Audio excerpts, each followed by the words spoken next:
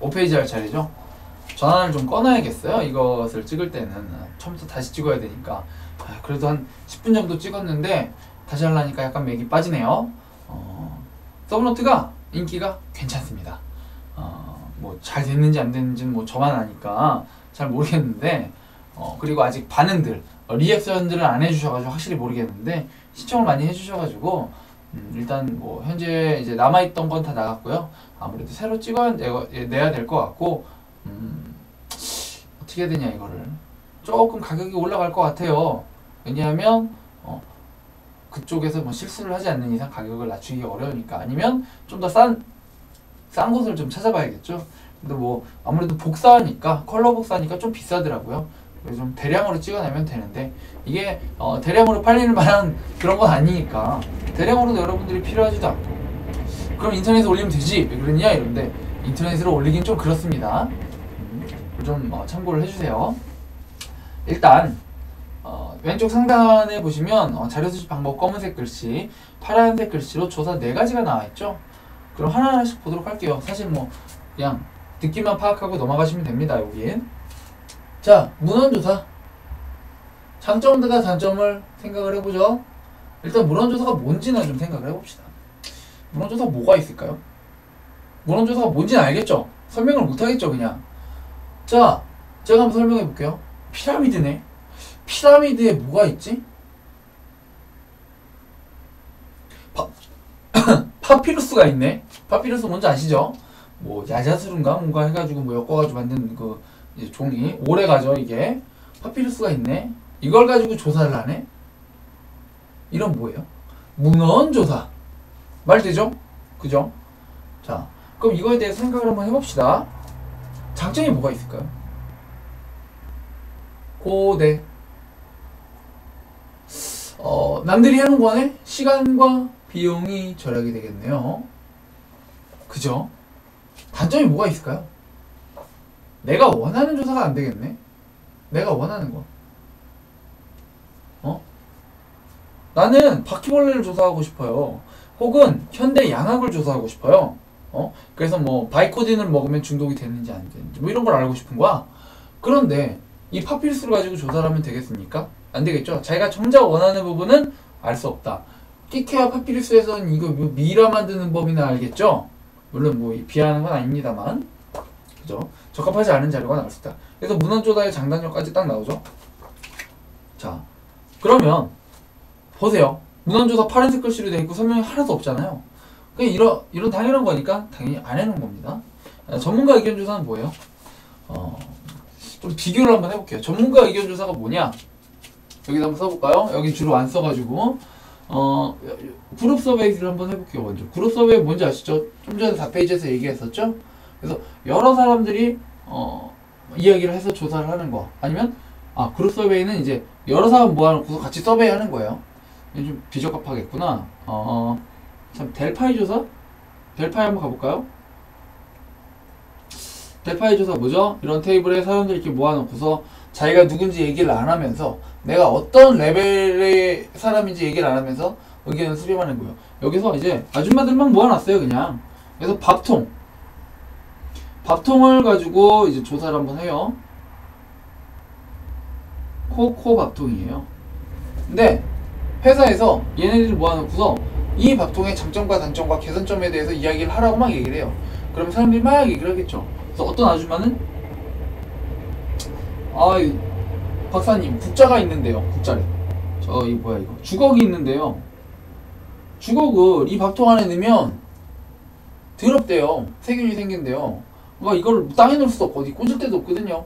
밥통이랑 가까이 있으니까 실가는데 바늘 가는데 실가니까 이거 이렇게 하나 꽂게 해주소. 이렇게 얘기를 한 거죠. 여기다가 이렇게 해서 만들었어요. 이걸 꽂을 수 있게. 이런 게 가능하겠죠? 그죠? 물론 뭐 델파이가 아니라 다른 데서 다 가능하죠. 이런 거에 대해선 뭐 정확한 예가 지금 헷갈려가지고 요걸 들었는데 이 예가 맞는지 모르겠어요. 추후에 이팔이 들어가면서 저도 다시 공부를 하면서 한번 확실하게 짚어드리도록 하겠습니다. 각각 뭐 델파이 조사의 예를 얘기하시오 이런 문제는 안 나와요. 하지만 알면 더 좋겠죠? 기억하기가. 그러면 내가 왜 이 얘기를 했는지 막 지금 까먹으려고 하는데, 이거랑 전문가 의견 조사랑 한번 구분을 좀 해야 된다. 뭐 이렇게 해서 이야기를 한 것 같아요. 그래서 전문가 의견 조사는 좀 다른 양상을 보이겠죠, 이것과. 그래서 자, 밥을 만드는데 뭐 필요한 온도는 압력밥솥은 약 300도 정도가 필요하고요. 310도면 더 좋습니다. 그래서 뭐 310도를 만들 수 있는 그러한 내구성과 뭐 경고선을 지닌 그런 밥통을 만들겠습니다. 뭐 이런 조사가 나오겠죠. 전문가니까 아무래도 좀 구체적인 게 나오겠죠. 그래서 전문가를 이용을 해가지고 전문가를 몇 명을 초빙을 해가지고 얘기를 하고 들어보고 이런 걸 하는 게 전문가 의견 조사예요. 딱히 뭐 다를 거 없죠. 장점은 뭐겠어요? 좀 더 구체적이고 정확한 확실한 정보를 알 수 있다. 단점 뭐겠어요? 돈이 좀 들겠죠. 전문가니까 비싸니까. 뭐 그런 얘기가 있겠죠. 그래서 뭐 기본적으로 전문가 의견 조사를 할 때는 연구의 방향을 결정을 할 수가 있다. 뭐 이런 얘기도 있습니다. 그래서 이 밥통을 만들 때 어떤 컨셉으로 갈지 연구의 방향을 정하는 거죠. 이것도 뭐 연구를 통해 만들어진 거 아닙니까? 밥통도. 그죠? 연구의 산물 아닙니까? 그래서 밥통을 저가격에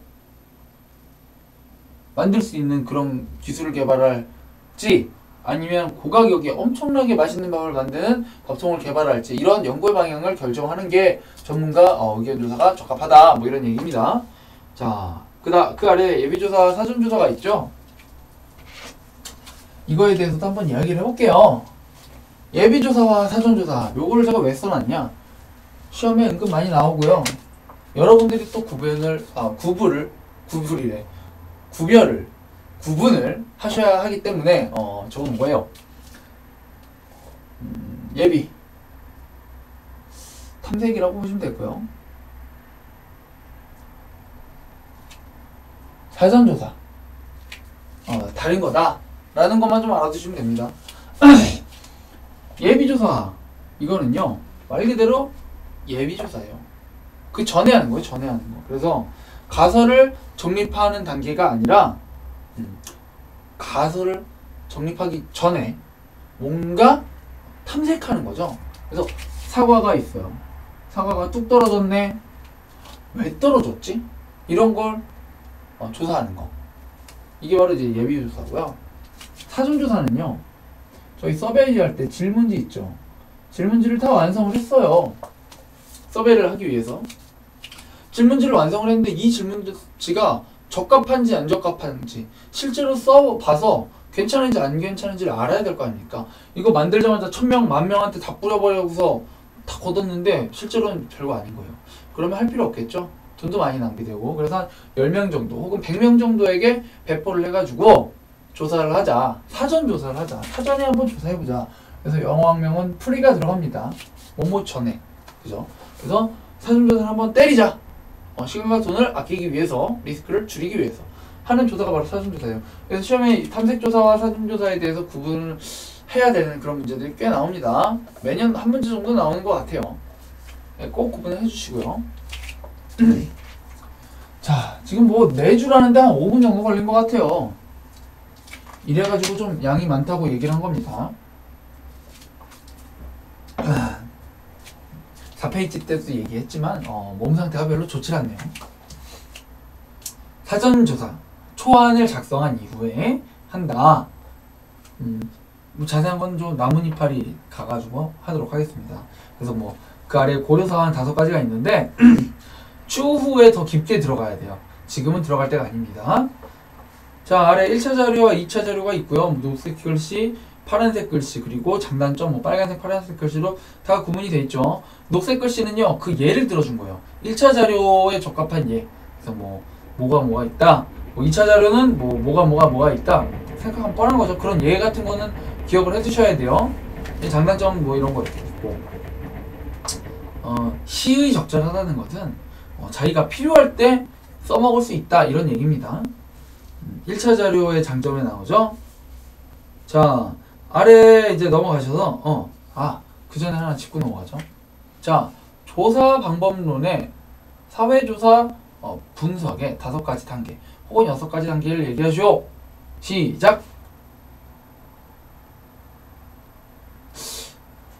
떠오르셨나요? 문조자 표시 분할. 자, 1차 자료와 2차 자료를 구분하는 것은 어디에 있죠? 3단계에 있네요. 자료 수집 방법의 결정. 그죠? 1차 자료를 할지 2차 자료를 할지. 항상 아셔야 돼요. 문조자 표시 분할 아래 어디에 속해 있는지. 자, 자료 수집 방법을 선택하는 기준이라고 해서 왼쪽 중간쯤에 검은색 글씨로 나오죠. 비용, 신속성, 객관 정확, 다양성. 이건 꼭 외우셔야 해요. 그래서 자료 수집 방법을 어떤 걸 할 건지. 문조자. 자, 내가 시간이 없어. 그럼 뭘 해야 돼요? 2차 자료를 가야겠죠? 내가 돈이 없어. 2차 자료를 가야겠죠? 또 뭐가 있을까? 객관성과 정확성. 뭐 1차, 2차 다 되긴 하겠죠. 뭐 다양성. 그러면 직접 해서 뭐 새로운 걸 판다던가. 이런 거에 따라서 내가 뭘 해야 될지. 그리고 뭐 어떤 기준으로 정할지에 따라서 어떤 기준으로 조사를 할지를 정할 때에 이 5가지를 기준으로 삼아서 정할 수 있다. 이런 얘기죠. 관찰조사를 한번 보도록 할게요. 관찰조사는 정확히는 이제 관찰조사가 아니고요. 관찰이고요. 관찰조사와 관찰을 구분을 하셔야 됩니다. 나 처음에 구분 되게 못했어요. 과연 관찰이랑 관찰조사랑 차이가 뭔지. 차이 실제로 뭐 별로 없고요. 그냥 관찰. 얘는 눈으로 보는 거겠죠. 얘는 눈으로 본 걸 가지고 조사를 하는 거겠죠. 그죠? 그 정도만 구분해 주시면 됩니다. 자, 관찰은 말이죠. 크게 2개로 나뉜다. 그래서 조직적 관찰, 비조직적 관찰 이렇게 나뉘고요. 아래에 빨간 글씨로 통제적, 비통제적이 있잖아요. 이것은 이것의 다른 이름입니다. 즉, 조직적 관찰은 통제적 관찰이다. 이렇게 얘기를 하시면 돼요. 비조직적 관찰은 비통제적 관찰이다. 자, 한번 보도록 할게요. 이게 제가 항상 좋아하는 게 있어요. 뿌리를 만들고 거기에 이제 하위 항목을 채워넣는 거예요. 그래서 관찰조사는 말이죠. 조직적, 비조직적. 다른 이름 뭐라 그랬죠? 체계적, 비체계적. 똑같이 비네. 그죠? 근데 이 비체계적 관찰은 참여 관찰이 있고 비참여 관찰이 있다. 뭐 이런 식으로 구분이 되는 거죠. 그죠? 이런 걸 여러분들은 좀 이제 아셔야 합니다. 물론 파란색 글씨로 다 써놨으니까요. 뭐 구별하는데 크게 어려움은 없으실 거예요. 그래서 뭐 파란색 글씨로는 뭐 설명에 대한 게 있고 예를 들어주는 게 좀 있습니다. 그래서 예를 들어 볼까요? 한번 조직적 관찰에는 기술적 조사, 실험적 조사, 그리고 주로 비참여 관찰이 있다. 뭐 이런 얘기를 해요. 그래서 일단 이 2가지만 좀 구별을 할게요. 조직적, 비조직적 관찰이 있다. 이 말은 뭘까요? 이것은 정형화된 틀이 있다는 거. 아래 B는 정형화되지 않았다. 그럼 모르겠어요. 정형화됐으니까 좀 더 딱딱하겠죠? 좀 더 객관적이겠죠? 비정형화됐으면 좀 더 유드리하고 좀 더 주관적이고 하지만 조금 더 깊게 알 수 있고 당연한 거 아닙니까? 이런 설명을 하고 있어요. 그래서 뭐 그런 거 한번 싹 읽어보시면 될 것 같아요. 그리고 그 아래 관찰조사의 장점과 단점이 나오네요. 관찰이랑 관찰조사는 좀 다르다. 어감이 다르고 느낌이 다르다. 물론 어떤 교재에선 이걸 같게 보는 것도 있습니다. 그죠? 근데 뭐 같게 보는 것보다 구별을 하는 게 더 정확하긴 하겠죠? 그것에 대해서 장점과 단점이 있습니다. 여기에 이 관찰조사의 장단점은요. 얘 전체의 장단점이라고 생각하시면 좀 편해요. 그래서 관찰조사는 응답 오차가 줄어들고 협조 의도와 능력 뭐 이런 것들이 뭐 무관하다 이런 얘기가 있어요. 그래서 이게 뭐냐? 내가 누군가를 관찰을 해요. 사람 연인이 있어요. 하트가 뿅뿅 나네. 얘네들을 조사하는 거예요. 예를 들어서 서베이를 해볼까요? 아, 2분 사랑하십니까? 뎁스 인터뷰야. 사랑하십니까? 이건 뭐 뎁스 인터뷰는 물론 정상조사죠. 탐색조사하고 다음에 심층 면접, 심층 면접보다 저도 좀 헷갈리는데 어쨌거나 그래서 면접이야 면접. 그래서 이런 걸 조사를 해요. 얘기하겠습니까? 아니면 여기서 뭐 뽀뽀하고 난리 나겠습니까? 안 하죠. 관찰하는 거예요. 몰래 가서 관찰하는 거예요. 그럼 어떻게 되겠어요? 협조 의도. 얘네가 협조를 하든 안 하든 관찰할 수 있다. 뭐 이런 거겠죠. 단점은 뭡니까? 적시성이 떨어져요. 얘네들이 뽀뽀하는 순간만 일단 딱 봐야 돼. 근데 뽀뽀를 언제 어떻게 했죠? 어떻게 알아? 얘네 길거리에서 안 하고 저기 저기 뭐야? 대학 MT 가가지고만 뽀뽀하는 애들이야. 그러면 안 되잖아요. 적시성이 떨어지는 거 아니에요. 그리고 비용이 많이 들겠죠? 얘 관찰하는 사람 돈 줘야 되니까. 그건 당연한 말. 다 당연한 말이죠. 자, 그리고 뭐 아래에 신뢰성 제고, 타당성 뭐 이것은요. 지금은 그냥 넘어가도록 하겠습니다. 지금 들어갈 단계는 아니고요. 나뭇잎 할 때 들어가도록 하겠습니다. 자, 오른쪽 상단 실험 설계의 종류에 대해서 이야기를 해야 되는데요. 여기서 한번 끊도록 할게요. 왜? 많거든요, 여기는. 자, 그러면 좀 이따 봐요.